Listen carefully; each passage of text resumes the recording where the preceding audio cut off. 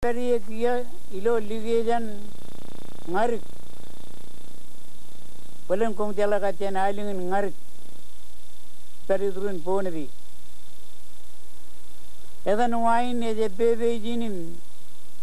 lain jinet berion keinaran lang innam jani jini na chino aleo alin Pebenado in Kajigia wine chan ligian ngarik Kajigia wine chan ligian ngarik Ejang jang cebu yo rujma manin takraling eblalailingin Kodo dokun kolabajin kalamangang rieneo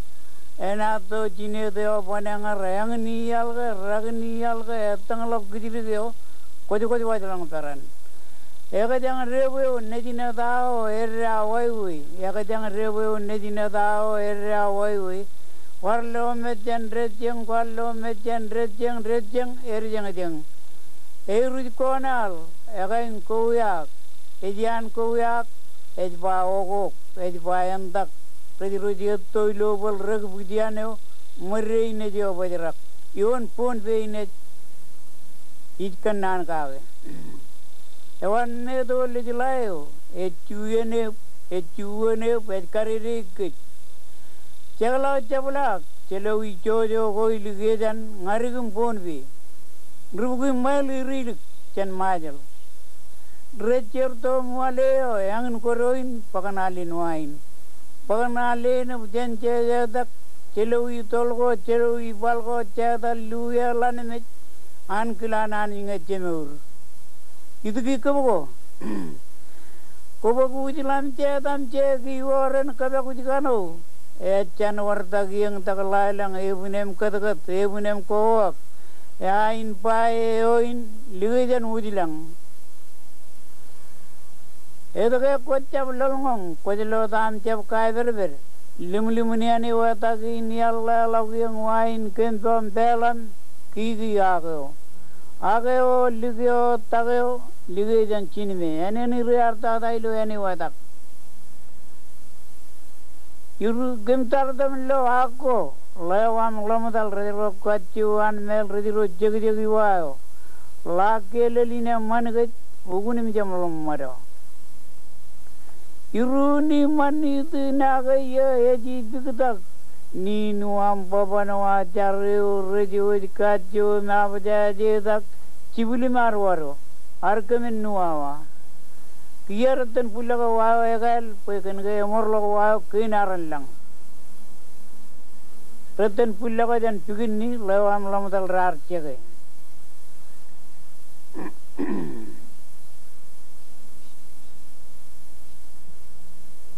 Murelago nuay niyo. Uren ni muro ya kiniraran baruwin chonay ka jan. Murelago nuay niyo. Kuda pancen lawayo yar kenererem paruwin chonai kajan chen lo bugurin wain chujnem kainara chimkanem kainara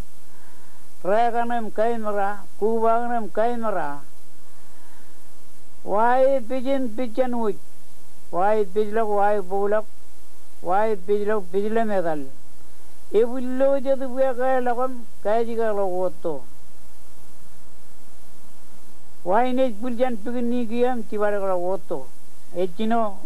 tan rawni majal giya ewan me to chelayo ewi go kan wayo lodro manin wayo laire mlagni redro yaji tongan koberwam lingi dilak en kije chawila na badiwot rumuin aja ke mudarangan cirong kon cirong peim kau de ji wali Kim taradam lo medaleo kabwale kan kabliamu kan ro kachen pokoi ruelab ijbut to na o rueb tayak ak ke jogayan wanar wabe be odijan kim taradam lo lergiran rajro imele ni be jawe meje me uriore kijarro nejirro ijur da jureo ijidang tolat Ej pagat chen eneo bigri wain nim kalu jiye beto karongin kabin to ari kanodin pujini kai ike ortago pujini ke kata ke na ke kadi kaki o roru be wayo redile o redu da ke boleo perangat poran kiru ye jo eje bela do kalo bagai erian itu age bagai erian ak pao jagame nanni bojari ne wogwale kabugui bukan kaje kagalal keneo ya kaya jaga ya kabiro janar coy ruji umay kurik yaman penil ju jawai ruji umay kurik yaman penil ju jir jawalang eidan palot eidan korjit charo jibu tagot likile ojin charan kanangewin libadan rajinagam relmedo lerigim lejiman ragaram paganai wao Yangar buruan lijin mewda nebadi lugan ligrile mewen tolina mako ejab krenu medal ejberin joyani itu wetun ayutun cukui bacik wayo terdak rugdak libagaje nejbet binin kota kepalin ya tarmanca beran cai lo ayo kata ketijare wilono ko juri kempe beben yagabil cholo libat cholo likrilem pen wada uli jangan anam kaib en pinek take kojin mato leile ya chapki ki chalayo जीवन में तो ऐसे कादा है तक बगाइन रोलो येदिन कुम चौबली जन कागल के लिए जिक्र चारो तबे जन नांग नियरेंग जरेना एरो एरिंग जिंगी tertok pego lugar korewa mango adere rana me muyola bewai rochamene largo rojar mane nijo eno mewinchine limanerli eurtu rajko koraj baralla jiligin nagobe mano kemna jangari kemna kabali wodgen urbil jibrong kamta tinailu jilingin akwallo na jari gele jineli wagru Apa majari virus ne di lagru, majari virus ne ni di baka tu, bacap, itu gaya beri melij man peram le cina libagru, tu pai ka bukan muri, kaya cik dorat, liya ka pujian wah pan kaya mani likne pencebul, buat wah ini buaya kona le cik namrik, baka mar iurla nang. Nangini mara nangini wandrik iye ribuji raja ko ligni alam jomolan kabli jin malgulu eji ki jiwat bugian lelle ni jidang dang ribugi mali gadan kucai kam namri yadi ka cheka ta tai jem lodbi jorgo yene wonko imedo lige jan lel dengin jabar elu abdel del dag Ayun takli bujan raji waj juta liyo ejereno lima kake neji ni nerel ribukui mail irik irik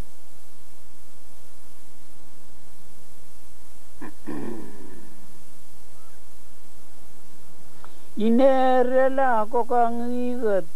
ai inerela gemraja matu lakotu patu locho Rini aku jiwan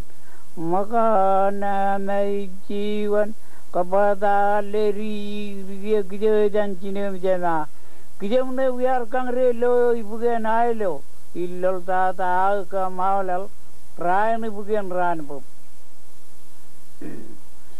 kentar tu lewat